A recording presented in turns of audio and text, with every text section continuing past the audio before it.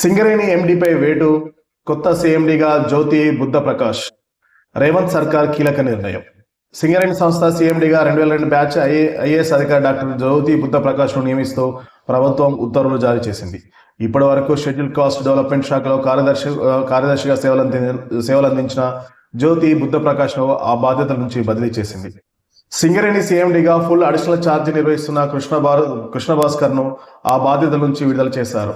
Doctor జ్యోతి బుద్ధప్రకాష్ పరిపాలనా రంగంలో అనుభవం కలిగిన అధికారిని జిల్లా కలెక్టర్గా ఎన్నికల విభాగంలో ఉన్నత బాధ్యతలు నిర్వహించారు.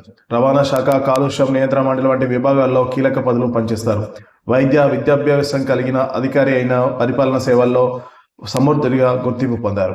కొంతకాలంగా సింగరేణి సంస్థకు పూర్తి స్థాయి సీఎండీ లేకపోవడంతో పరిపాలన, బొగ్గు ఉత్పత్తిపై ప్రభావం పడుతుంది.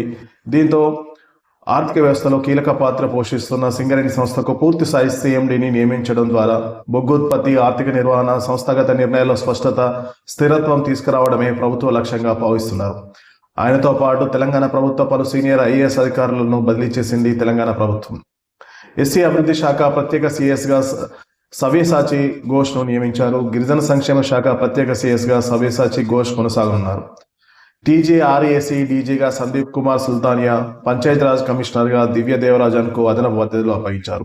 ప్రజావాణి స్టేట్ నోడల్ ఆఫీసర్గా కాత్యాయని దేవి నియమితులయ్యారు. స్టేట్ ఫైనాన్స్ కార్పొరేషన్ జేఎండీగా కాత్యాయని దేవికి అదనపు బాధ్యతలు కేటాయించారు. హెచ్ఎండబ్ల్యూఎస్బి జైంట్ ఎండీగా మయాంక్ మిట్టల్ను నియమించారు. ఇండస్ట్రీస్ అండ్ కామర్స్ స్పెషల్ సిఎస్గా రఘురామ్ శర్మకు బాధ్యతలు అప్పగించారు. అలాగే మంత్రి శ్రీధర్బాబు ఓఎస్డీగా అదనపు బాధ్యతల్లో రఘురామ్ శర్మ కొనసాగనున్నారు.